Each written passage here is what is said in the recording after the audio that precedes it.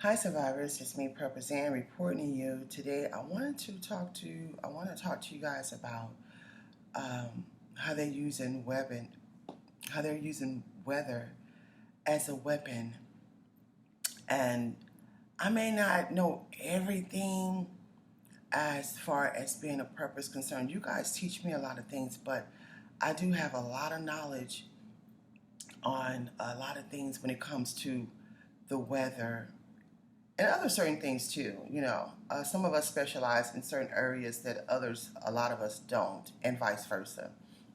But being that I'm from Houston, Texas, and that I have been in every major hurricane, flood, tornado that has occurred in that region in the last 20 plus years, I can speak on this topic. And being that I travel so much, and the type of weather that I've seen just automatically occur and happen in certain areas, I have a lot of knowledge on the weather. I listened to this minister, and every time he'd end his sermon, he would always say, "Watch the weather." He'd been saying it for like a very, very long time. I even listened to tapes of him here on YouTube of him saying this like before I was even born. And now he's saying these are the days and times where we really have to continue to watch the weather and be prepared. The crazy thing about it all is if you're getting your information as far as the weather's concerned on your local news, you might want to find some other sources. Um, I would still watch the weather on the local news because they're going to tell you a little bit, like a couple of days or a day or so before it happens. This is what we would always experience in Houston, and we just would be livid with the weatherman because they wouldn't really inform you so you could get yourselves and your families prepared. They'll just let it happen.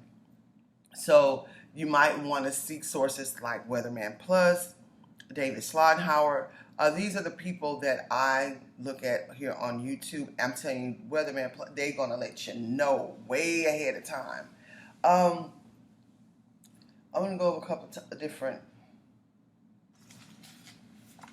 a couple of different scenarios and situations when it comes to the weather and how they use it as a weapon, and the reason why, because it's so effective towards their agenda, because it affects so much at one time. I discussed a little bit of this on yesterday. It affects your house, your vehicle, it affects the crops, it affects your job, it affects these businesses, it affects the infrastructure of the city. You know, it sets everything back. And that's a part of their plan and design. And then it affects your mind. People not realizing that a lot of people in the South have literally lost it. Literally, as far as their minds concerned. They've been in so many storms, so many disasters, losing everything. They have to start all over. It's so many people, just not only the poor, but the wealthy as well, the rich as well, especially the middle class. These people, when you grow up in a certain area, I'm going to say like in Houston, right? And you bought your house, say for instance, you bought your house in River Oaks, or you bought your house in one of these nice neighborhoods, and you've raised your kids there. You're used to that community. You go to church there. Your children are used to those schools there.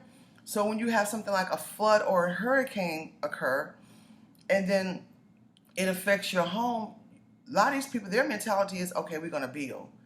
We're going to build again. Not realizing it's going to happen again, especially if it's in a flood zone area or in an area that's highly affected by the weather. A lot of these people, they go on and they rebuild to only have that house destroyed again. That's enough to make a person lose their mind. I've seen this happen, you guys, time and time and time again. And I would always wonder why they would rebuild.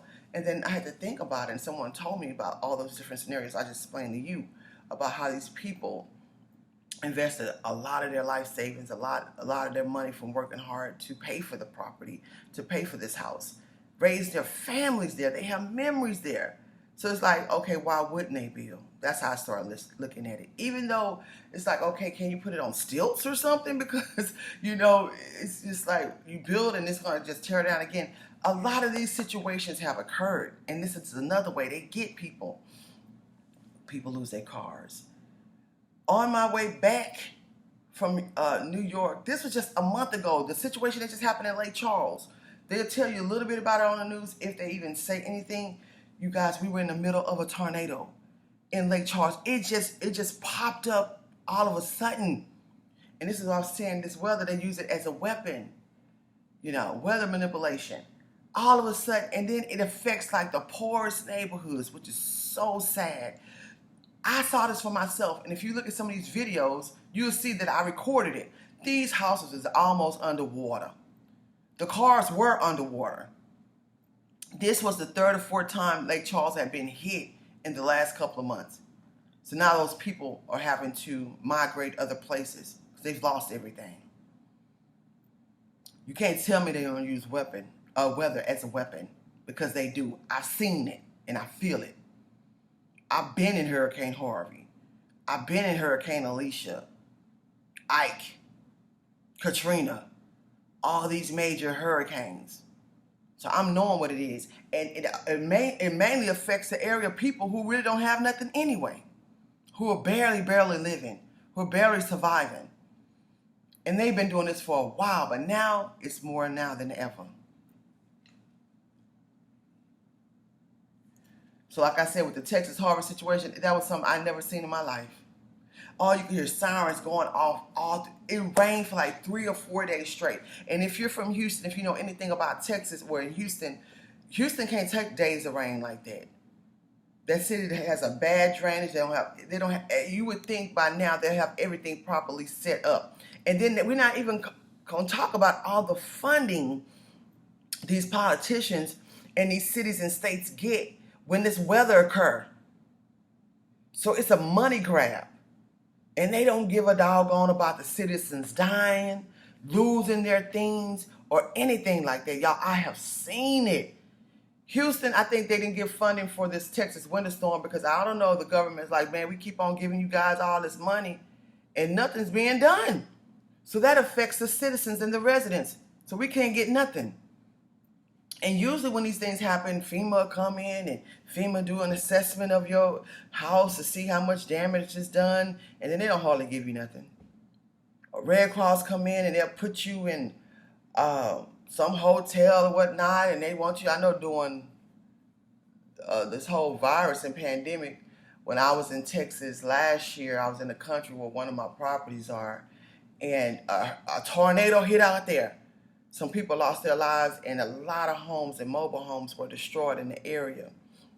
The lights were out in the whole city for about a week. So Red Cross had hotels at the time. I had my mother, and she's very sickly. And I was like, well, let me go see what they're doing as far as these hotels are concerned. Went to the hotel, because I was prepared to weather it out in my own house. I had a little small generator and stuff like that. It was a tiny home I have out there in the country. And I said, I just wanted to see for myself. They wanted you to take that COVID test. They wanted to have you sign all these documents. They had food they wanted you to eat. I said, oh, no, we're good. I went back so I could report it to my neighbors. And what we did, we just all sat there in their community, and we relied on one another. I had a generator, a couple of other neighbors went and got generators. And we had cords and stuff, and the extension cords, we just shared amongst everybody. One person can charge up, blow their air conditioner at one time, and then another person. We eventually had it set up where everybody was all right. They had at least some lights, their refrigerators were still running, and we had AC or our box fans. But these are the situations that occur when these disasters hit. It's really, really bad. And if you're not prepared and you don't have everything that you need right on you, you'll be in a bad situation. Just a couple of months ago, the Texas winter storm, when they froze the whole state, people who depend on oxygen died. People who depend on dialysis died. They just shut the whole grid down.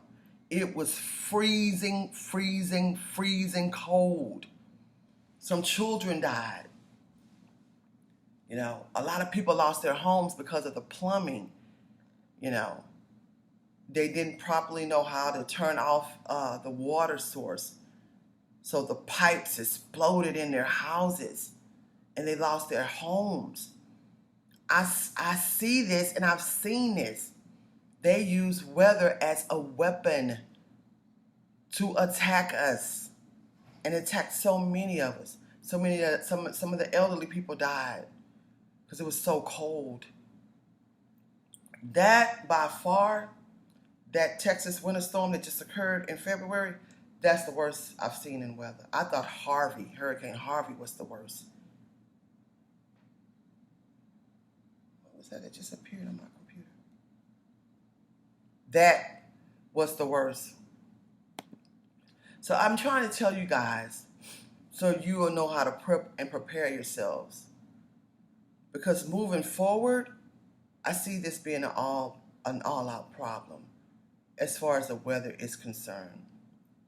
In Alabama, when I was coming from Houston, coming here to New York, Alabama had a storm. All of a sudden, nobody was pre-warned about the storm or anything. Trees falling down. That's another thing. These trees hit these power lines, and it takes out your electricity. These trees hit your home, destroy your house, your roof. A lot of people don't have money to rebuild. So then what? Now you're at the mercy of FEMA and the Red Cross. So it would behoove you to have backup plans when it comes to the weather and have everything that you possibly need with you at the time.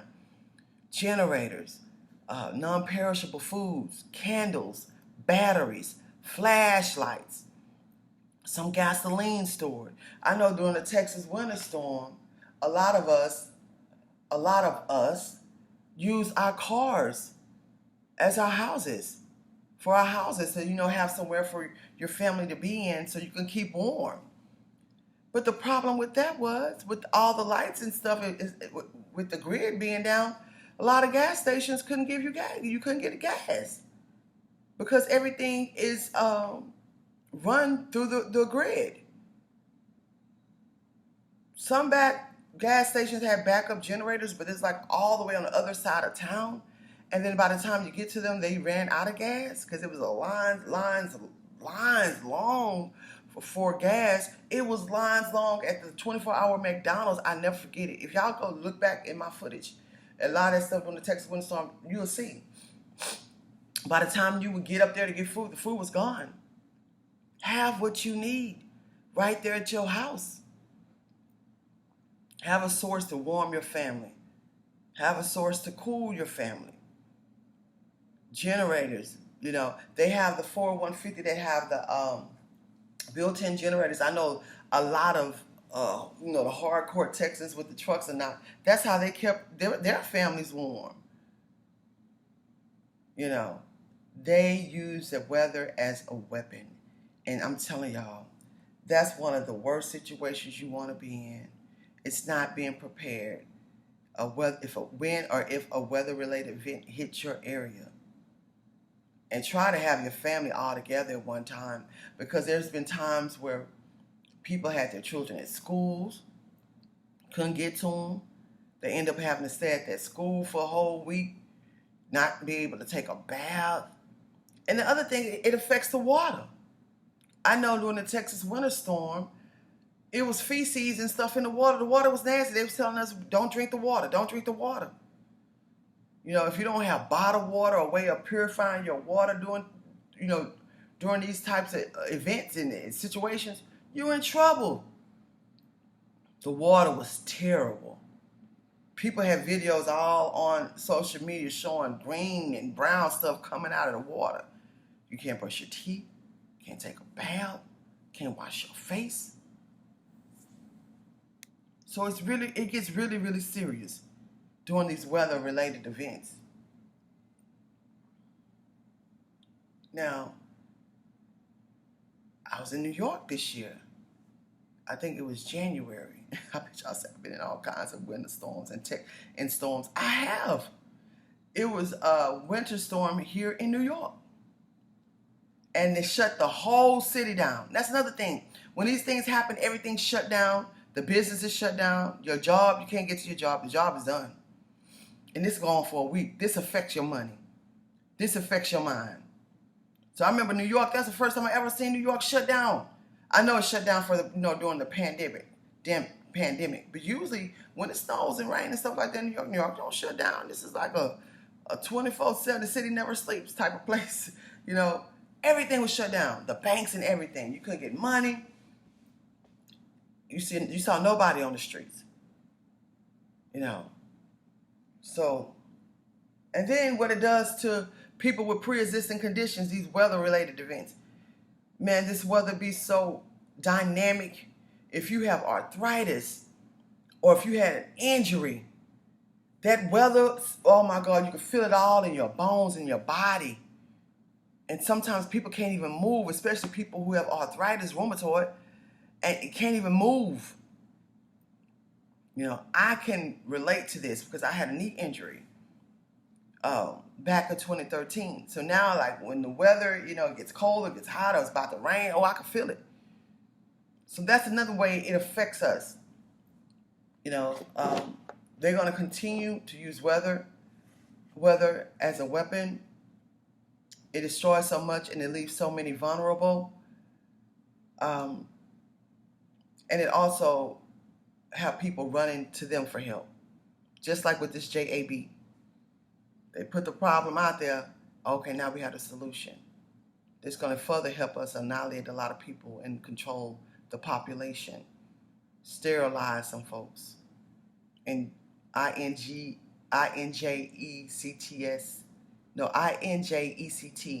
some things inside of them where we can control them and affect them. I have to be careful of what I say on here because they've shut me down for telling the truth. So, and they don't care. They feel like people are replaceable. This is my last point. They feel like people are replaceable because now the robots are coming. So the robots going to be replacing a lot of our jobs. So they really don't need us now. They really don't. So you guys, just take care of yourselves. Take care of one another. Don't depend on their news. I'm going to tell you that now. You listen to what they saying on their news as far as weather's concerned, but you go to other weather sources like Weatherman Plus and different people you could check out online on YouTube because they'll give you more accurate information and they'll prepare you so you can prepare yourselves and your families. Okay, thanks for watching, you guys. Stay vigilant and keep surviving. SandyHarrell.com.